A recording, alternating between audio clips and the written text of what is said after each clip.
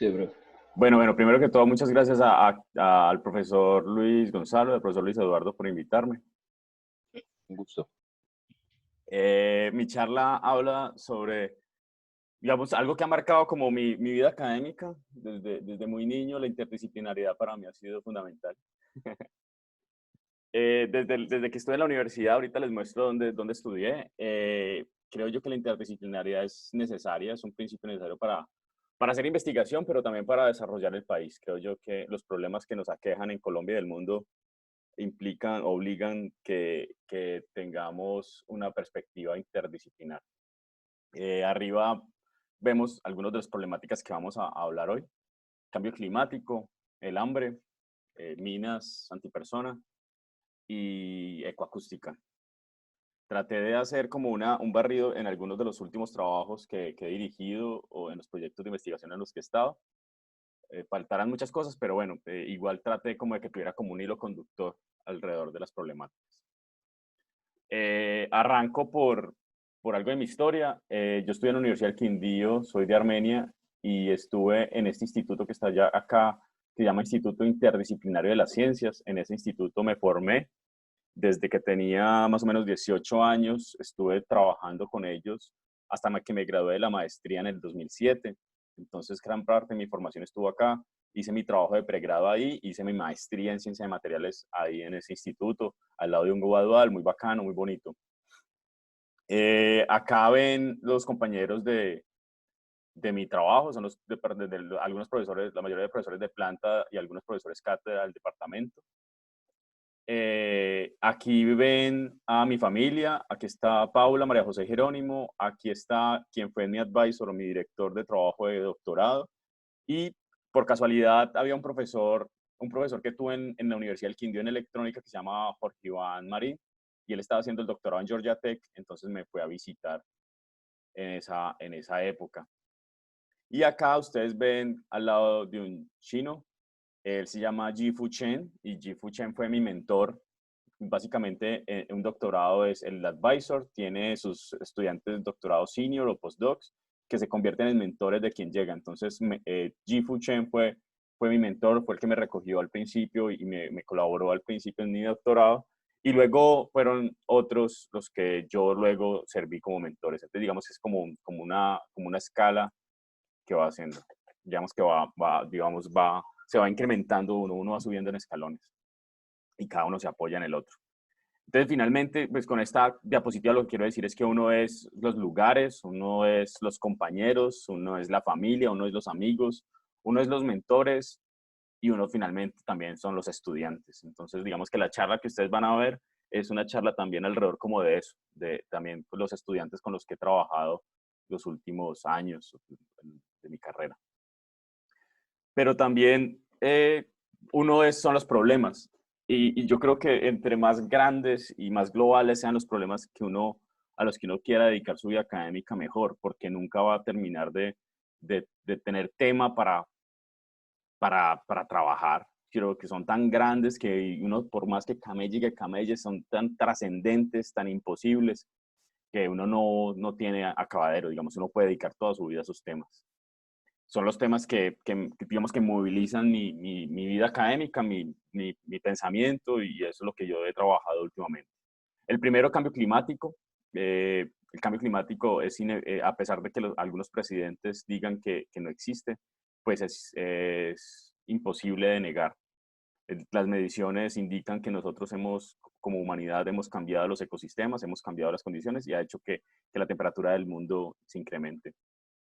Hay unas corrientes oceánicas que, debido al cambio climático, el agua es el que recoge la mayor cantidad de esos cambios térmicos, porque digamos que la capacidad calórica que tiene el agua para recoger temperatura o recoger calor es mucho más que el aire y que la atmósfera. Entonces, gran parte del cambio climático se va al océano, y eso causa fenómenos como el niño o la niña. Y aquí vemos entonces cómo los incrementos de temperatura justo en las corrientes del Ecuador hace que hayan esos grandes incrementos de temperatura en algunos lugares del mundo. Esos cambios climáticos han hecho que especies, incluso especies de bosques, se desplacen hacia lugares más fríos. Ya hay trabajos, por ejemplo, este trabajo del 2009 que indica que gran parte de la vegetación del mundo trata de subir algunos metros hacia arriba en las montañas para poder, digamos, mitigar un poco el efecto del cambio climático y del aumento de la temperatura. Colombia tiene entonces unos recursos ecológicos muy importantes que se van a ver afectados por el cambio climático. En Colombia tenemos más de 53.000 especies en total. Tenemos una cantidad gigante de vertebrados. Somos número uno en varios de ellos, en anfibios, en aves, o por ahí estamos cerquita. Eh, Tenemos una cantidad de especies exclusivas. Somos fuertes en invertebrados, en plantas y en líquenes. Entonces, digamos que hace que Colombia sea un punto importante, neurálgico para el mundo como despensa de vida. Y entonces es importante analizar estos ecosistemas para que tratar de mitigar los efectos que nosotros como seres humanos estamos haciendo porque los desplazamos o por el cambio climático que ya hemos hablado. Otro problema tenaz es el hambre. Ustedes vieron esta diapositiva con Andrés Jaramillo. La utilizo pues como para ubicar el problema del hambre en el mundo. Si nosotros estamos en un lugar, aquí estamos con unos 7 millones de habitantes, pues para poder dar alimento a los humanos que vamos a estar en el 2080, 2100, vamos a tener que modificar dramáticamente la producción de alimentos. Entonces tenemos que llegar, según las expectativas, tenemos que hacer que la producción de alimentos incremente en un 3%. Eso hace entonces que tengamos que tener sistemas productivos más eficientes para no ocupar más espacio de tierra a los ecosistemas que ya hemos hablado antes, para poder entonces no afectar los servicios ecológicos que ellos nos prestan a nosotros, pero al mismo tiempo alimentar a esa gran población. Entonces digamos que también hay un cruce ahí de tensión de necesidades. En Colombia, por la guerra que hemos tenido durante tanto tiempo, tenemos otra gran problemática que son las minas antipersona. Ustedes ven aquí a la izquierda las minas que encontraron en Líbano y acá otras minas que encontraron en Yugoslavia.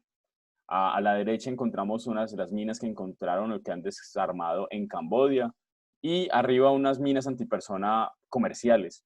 Si ustedes ven estas minas, todas tienen una forma plástica, muy comercial, muy bonita incluso, son llamativas, son estandarizadas porque son hechas por la industria armamentista del mundo.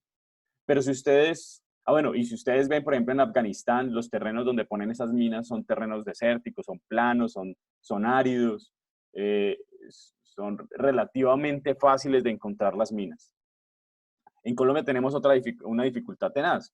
Las minas que ubican la guerrilla o los grupos insurgentes en Colombia para poder controlar territorio son minas que están ubicadas en cualquier sitio, en un sitio supremamente húmedo, bosque, con plantas, y son hechas de cualquier material. Encontramos minas hechas de plástico, hechas con botellas plásticas, con jeringas, con botellas de vidrio, y hacen que sea muy difíciles de identificar o de ubicar, precisamente por la falta de estándares que hay para la construcción de estos, porque esos artefactos los hacen de manera hechiza de cualquier forma y en cualquier sitio. Y en Colombia, no, a diferencia de Afganistán, pues los terrenos que tenemos no son desérticos, son terrenos que llaman con capote, que tienen un musgo, metros de musgo que puede cubrir entonces una mina que hace tiempo está ahí presente. Los terrenos son escarpados, son de difícil acceso, pero donde hay población campesina.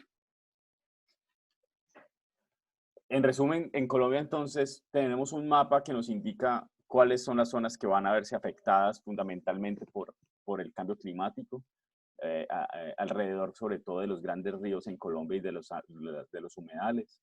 Esas zonas rojas que vemos acá, esos picos rojos, esas manchas rojas, son los lugares donde va a ser crítico el cambio climático en Colombia. Y si ustedes ven, el problema crítico está justo en la zona andina. Si ustedes ven esta imagen son de los títulos y solicitudes mineras que hay en Colombia, que está justo en los lugares donde vamos a tener efectos de cambio climático. Esta imagen muestra los parques naturales de Colombia y hay muchos parques que están ubicados justo donde vamos a tener problemas de cambio climático, donde hay solicitudes mineras. Entonces hay intereses comerciales, hay intereses ecológicos, pero va a haber una realidad de una crisis por alimentos y por agua en esas zonas. Estas son las zonas donde hay predios abandonados y despojados en Colombia y casualmente hay predios también donde hay problemas de orden, y seguridad nacional. Y finalmente, estos son los sitios, esos puntos rojos, donde hay más crisis por minas antipersona en Colombia.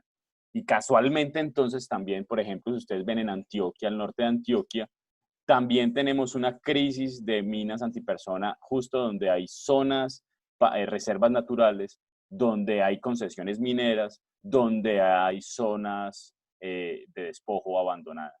Entonces, digamos que si uno hace un mapa de Colombia, son mapas que son en riesgo, que son lugares que son de alto riesgo, son alto riesgo por el cambio climático, son alto riesgo porque no hay seguridad, porque hay minas antipersona, pero también hay digamos, una tensión con la ecología porque son zonas donde hay altísima cantidad de especies porque hay parques naturales. Entonces, Colombia termina siendo un país con una cantidad de problemáticas, más allá de las problemáticas que hay en las ciudades, como territorio, es un territorio plagado de problemas. Pero bueno, digamos que esos problemas grandes, trascendentes, nos ubican entonces en algunos proyectos. Uno de los primeros proyectos que trabajamos cuando llegué yo del doctorado fue el proyecto DUO, que es Detection of Underground Buried Objects, que es como, bueno, un proyecto para detectar minas antipersona. En ese trabajé con Iván Otálvaro, que es un profesor de ingeniería civil, que como yo les dije en el título de la presentación, pues esta es una presentación orientada a la interdisciplinariedad, o por lo menos para explicar, o por lo menos para justificar la interdisciplinariedad en nuestros proyectos de vida y proyectos académicos.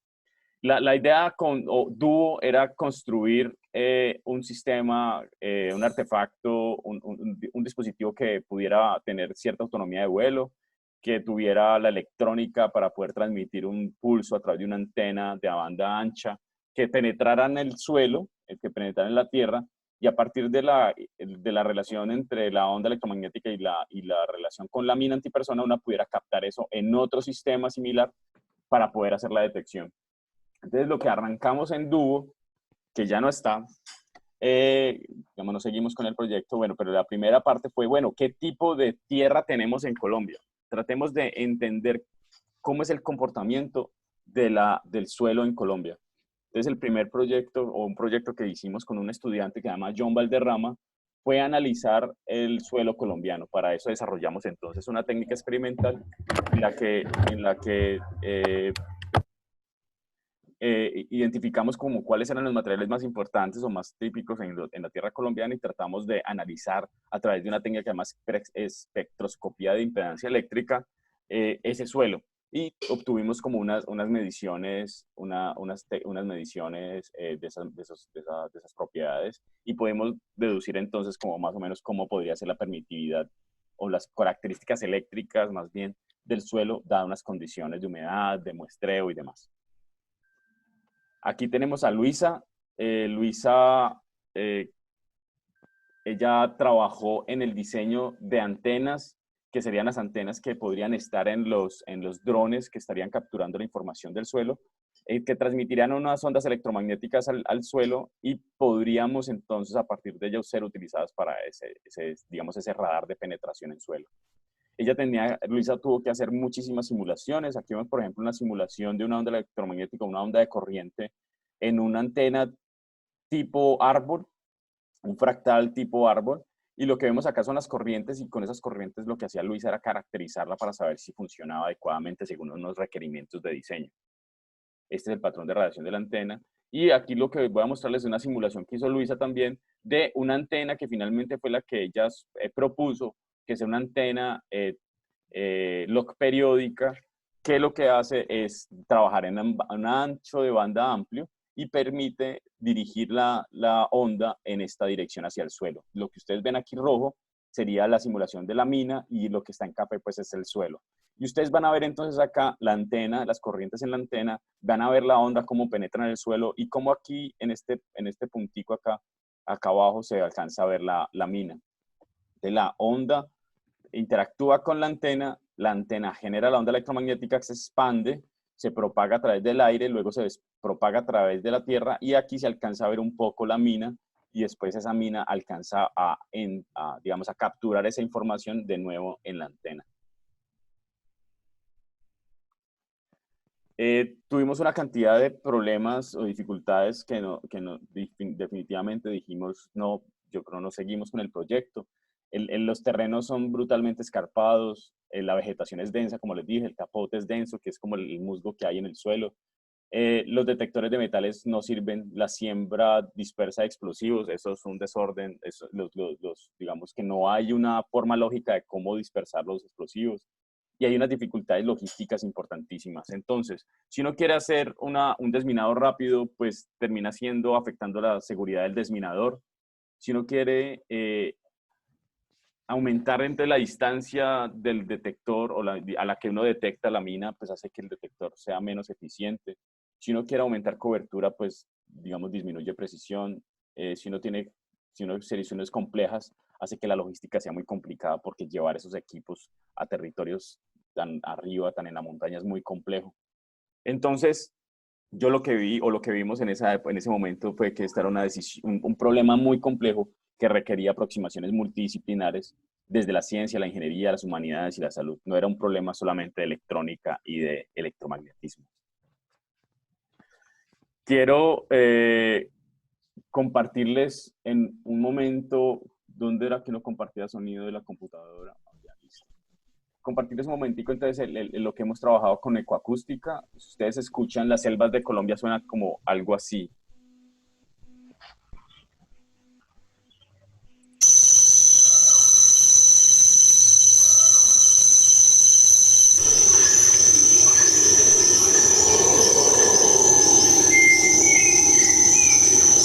Ustedes aquí escuchan sonidos de pájaros, sonidos de insectos, sonidos de mamíferos. Lo que suena hacia el fondo es un aullador, un aullador. Escuchan una cantidad Entonces pueden escuchar una cantidad de especies increíbles en los sonidos de Colombia. Cada sonido, cada sitio en Colombia tiene su característica. Por ejemplo, así suena Sucre.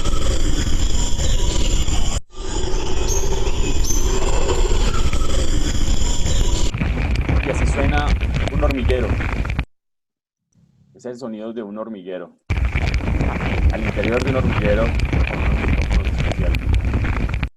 En este trabajo estuvimos con profesores de la Universidad Javeriana Bogotá, con investigadores de von Humboldt, Paula Caicedo, Oscar Laverde y varios estudiantes de electrónica acá. El Instituto Alexander von Humboldt era el que nos daba los sonidos para hacer los análisis.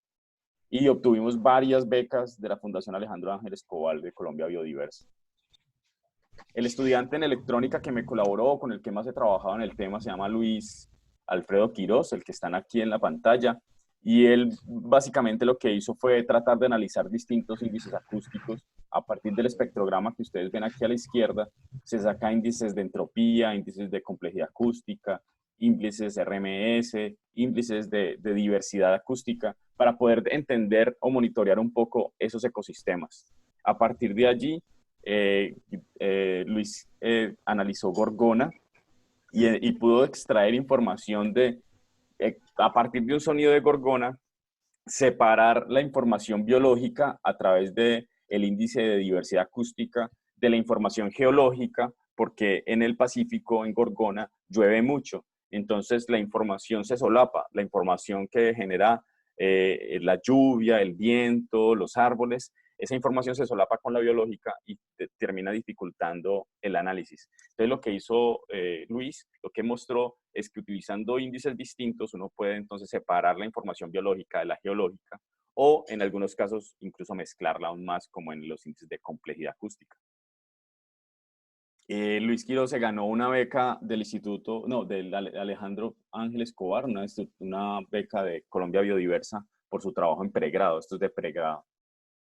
Luego Luis hizo conmigo el trabajo de maestría con John Valderrama, que fue el que trabajó en suelos, Y ellos lo que hicieron fue ya un sistema automático basado en una Raspberry, que lo que hacía era recoger la información sonora, hacer una transformación matemática, transformarla como en un espectrograma.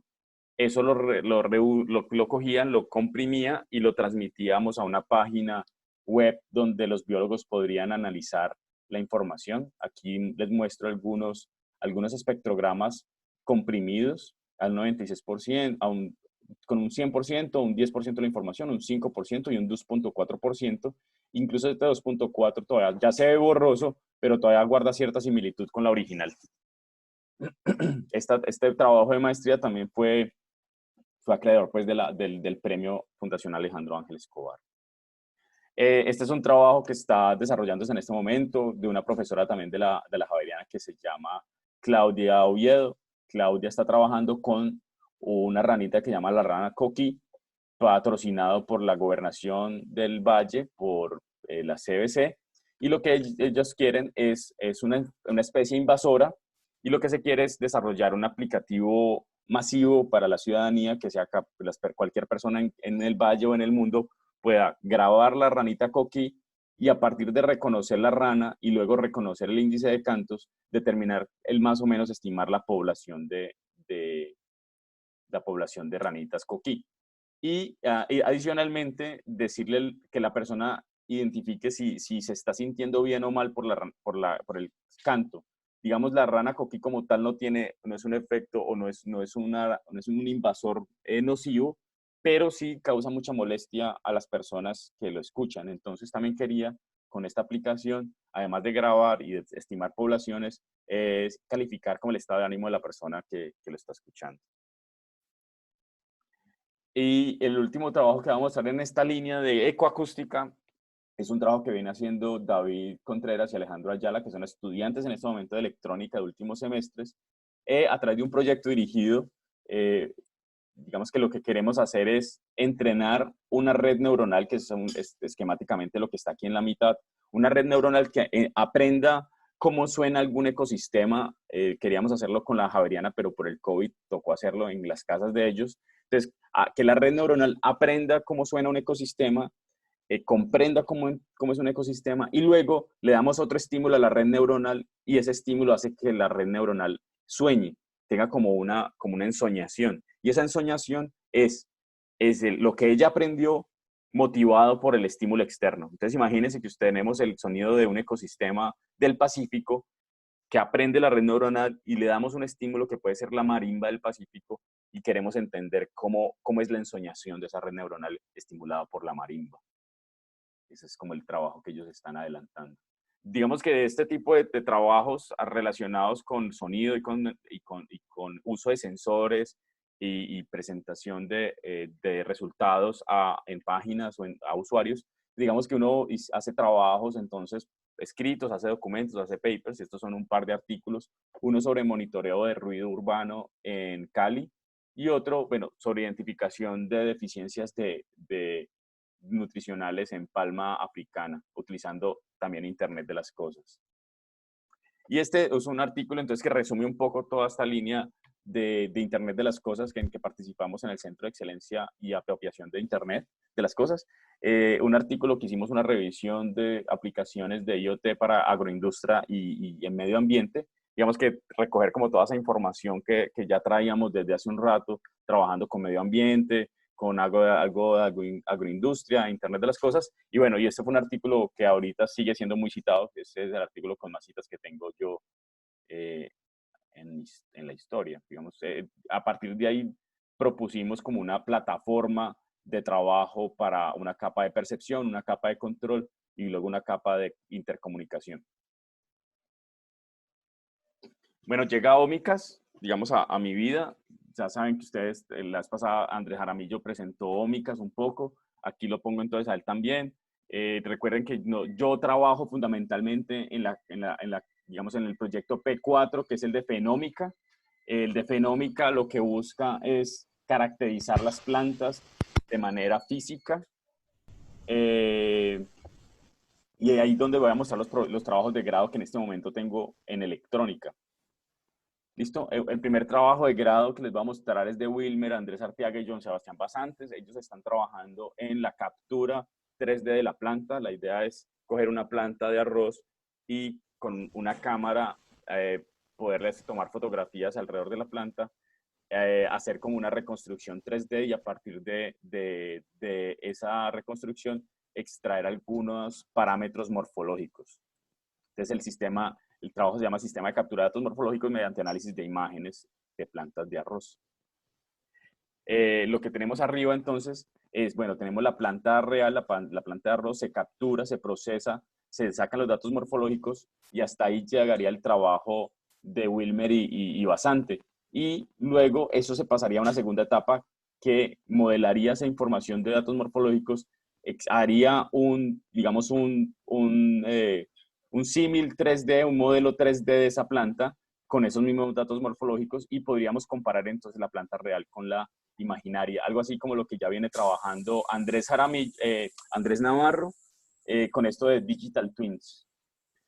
Aquí entonces el trabajo entonces la segunda etapa de sistema de modelamiento 3D lo está trabajando Brian Jurado y Juan Diego Palacios en un sistema de modelamiento para reconstrucción 3D del crecimiento de la variedad de arroz sativa.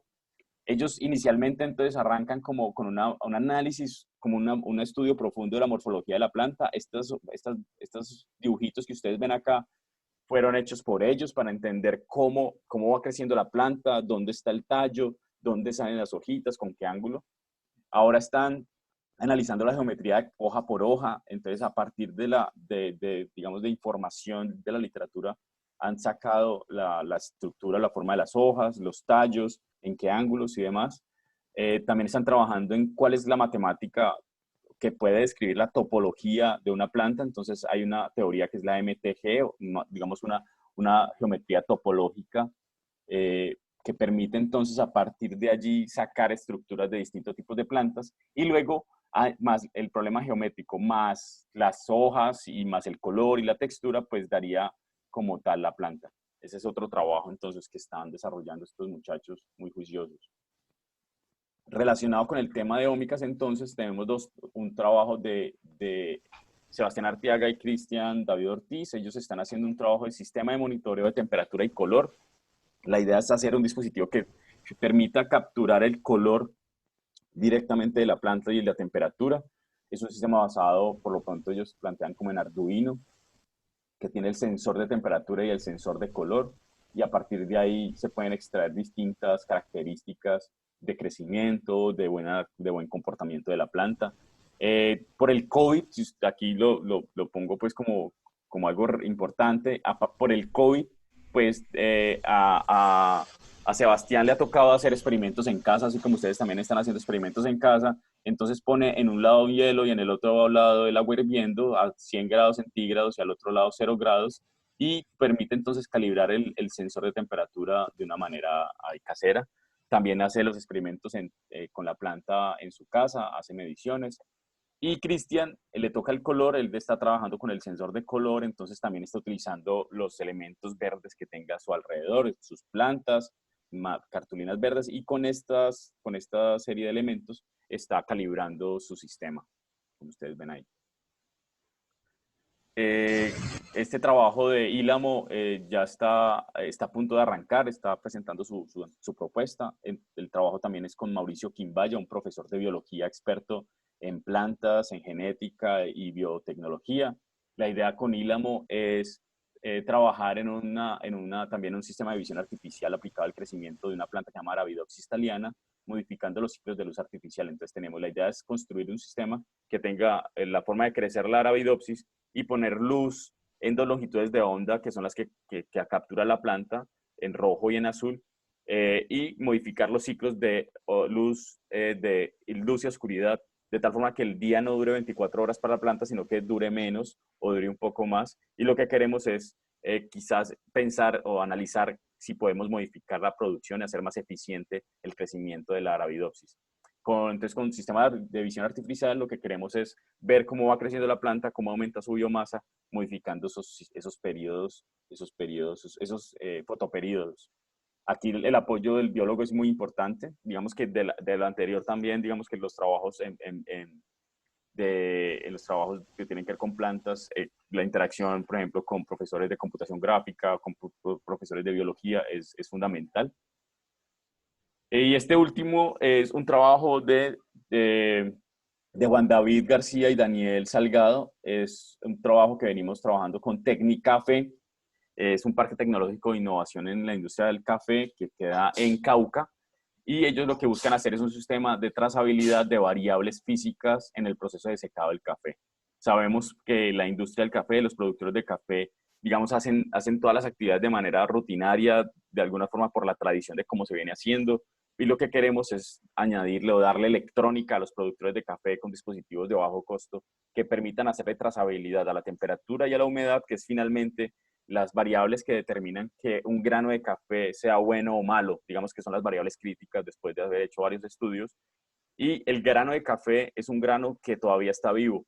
Entonces, si se aumenta mucho la temperatura, se muere. Si se baja mucho la temperatura, también se muere. Y en la humedad permite que, digamos, que se crean hongos alrededor del grano que también lo pueden matar. Entonces, digamos que si nosotros monitoreamos esa información, la guardáramos en la nube de manera segura y se la mostramos al productor, es posible que los que le compren el grano a esos productores puedan ofrecerle un mejor valor y ese valor pues va a estar recompensado en una mejor calidad de vida de los campesinos.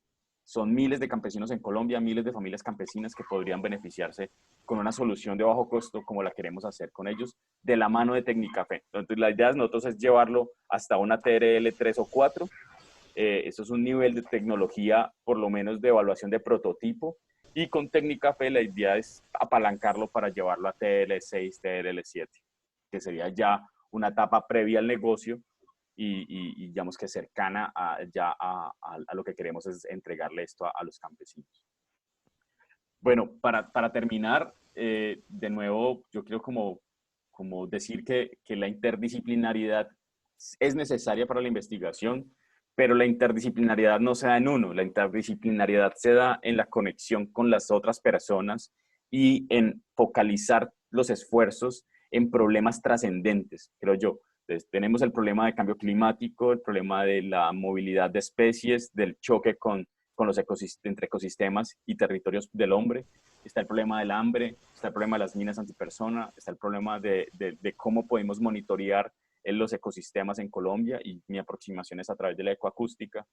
Y tenemos distintos personajes con los que he trabajado, sigo trabajando, Andrés Jaramillo, los biólogos, los ingenieros civiles y una cantidad de estudiantes que ha pasado. Aquí solamente es una muestra, no tenía como espacio como para presentar todos los trabajos de grado que han pasado por estos 18 años de ser profesor.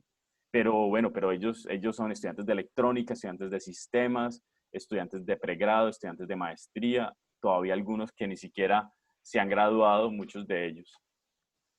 Y quisiera dejar como ahí como el mensaje de muchachos, ese es como el camino, o uno de los caminos, ¿no? Uno de los muchos caminos. Ustedes, está el camino del emprendimiento, pero digamos que el camino del emprendimiento también implica buscarse problemas que otros no han resuelto y buscar con quién caminar esos caminos. Entonces, yo creo que ahí dejo la charla. Muchas gracias a Luis Gonzalo por invitarme y listo.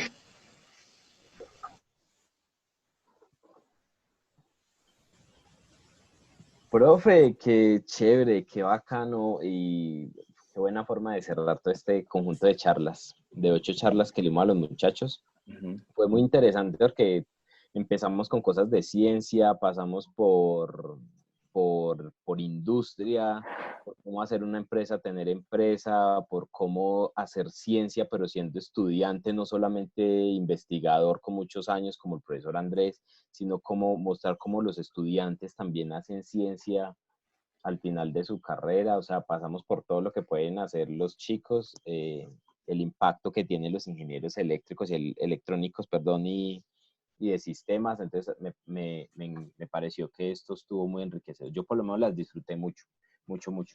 Bueno, voy a esperar si los chicos preguntan antes de preguntar yo. ¿Alguna Muchachos, pregunta?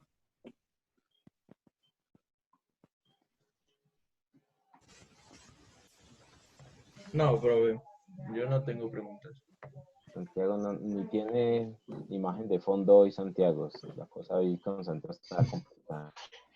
Yo sí de pronto pregunto algo que no sé, tal vez podría ser interesante para los chicos, y es que pues aquí vemos varios trabajos de investigación que han hecho los muchachos al concluir sus carreras. Pero Sí. normalmente, ¿cómo funciona ahí o cómo ha funcionado? ¿Los chicos llegan con una idea o con un problema que les carcolme el alma y que quieren resolver? ¿O llegan a Ómicas y Ómicas ya tiene algunos problemas iniciados y encajan a los chicos dentro de esos problemas que ya tienen? Sí, es un problema, es un asunto de negociación también, es un asunto nosotros tenemos unas necesidades porque tenemos unos productos que entregar a los ministerios de ciencia y demás, Sí. y los estudiantes también tienen un interés. Entonces es un proceso de charlar mucho tiempo.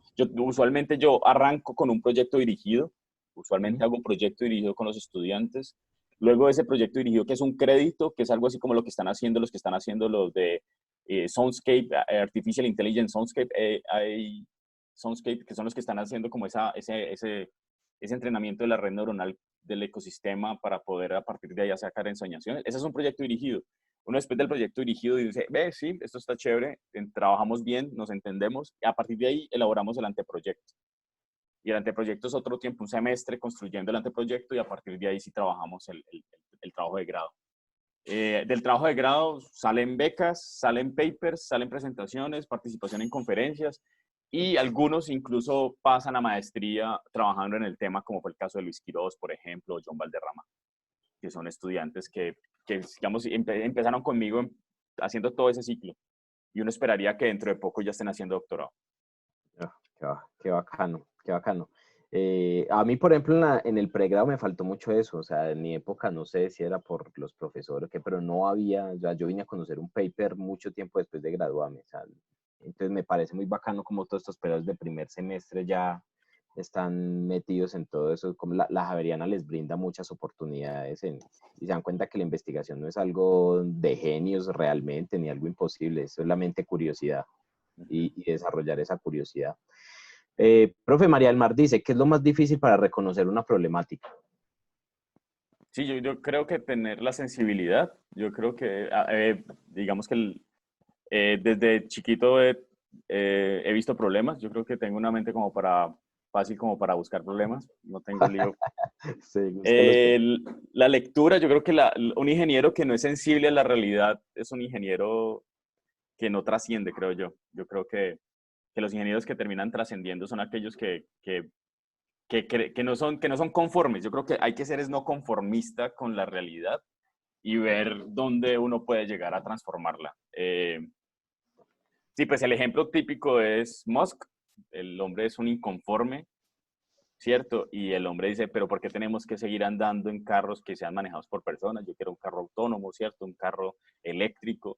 ¿Y por qué no nos vamos para Marte a vivir? ¿O por qué tenemos que utilizar estos sistemas de transporte tan malos? Pues hagamos un Hyperloop, un tubo al vacío y nos vamos por ahí. Digamos que ese tipo de inconformidades es lo que nos permite a los ingenieros encontrar esos problemas, pero más que es un problema, lo que yo también les digo a los estudiantes es una oportunidad para trabajar en un área determinada. ¿Y Y Pipe, cómo? ¿no? Leyendo mucho, hablando con la gente, siendo sensible, yo creo. Sí, es que muchas veces también es como un cúmulo de conocimientos, de vidas de personas, de situaciones, de entretenimiento, de todo lo que ha pasado por su vida y al final todo eso hace match con algún problema. Todos vemos problemas y vemos soluciones a los problemas. O sea, realmente creo que eso no es de genio. O sea, todo el tiempo pasa. Sí, Lo que sí es que la diferencia es quienes se motivan por ir más allá de solamente pensarlo, ¿cierto? sí. Profe, Pipe dice, ¿la interdisciplinariedad es realmente eficiente para resolver problemas más simples que los que no fueron expuestos? Sí, pero digamos que los problemas que yo expuse, digamos, el problema grande es gigantesco, pero finalmente eso se puede reducir a una cantidad de pequeños problemas. Y si ustedes ven los pequeños problemas que los estudiantes atacan, finalmente también son interdisciplinares.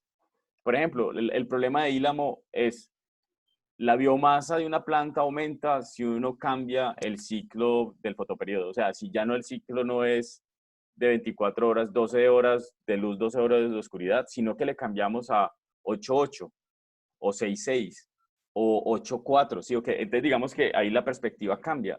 El problema es sencillo, uno hace el experimento y lo prueba. Pero ahí está, pero también hay interdisciplinariedad porque usted tiene que entender cómo funciona la arabidopsis y también tiene que tener el sistema eléctrico o electrónico y de sistemas para poder resolver el problema de capturar la imagen, saber qué biomasa hay. O coge la matica y la pesa, también esa es la solución, ¿cierto?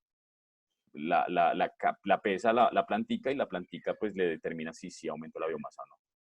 No, y que Pero, cuando llega alguien de otra área, llega a cuestionar el sistema y a preguntarse cosas que uno desde su área no había analizado ni pensado, y eso saca unos resultados bacanísimos, ¿no? claro, claro. O sea que no es la única forma, pues están los electrónicos que solamente trabajarán en la electrónica como tal, y también es válido, o los matemáticos que trabajarán en la matemática, o los ingenieros de sistemas que solo trabajarán en cómo estructurar un software y ya, o sea, desde el punto de vista computacional.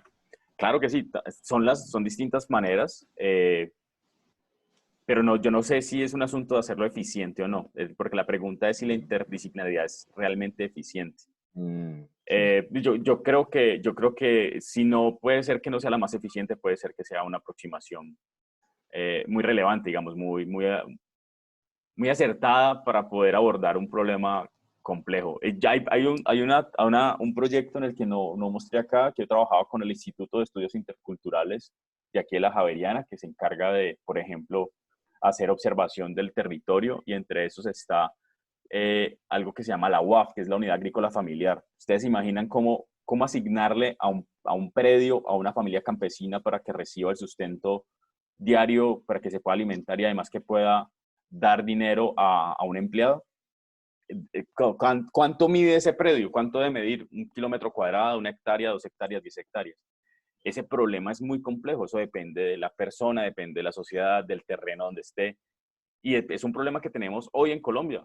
Si hay un predio que vamos a dar a un campesino en el Urabá antioqueño, en medio de una crisis de seguridad, en medio de una crisis de humanidad, el problema tiene que abordar de manera interdisciplinar. Es que los problemas reales son interdisciplinares. Sí, sí, sí. Profe, tengo otra pregunta, ¿puedo hacerla? Claro.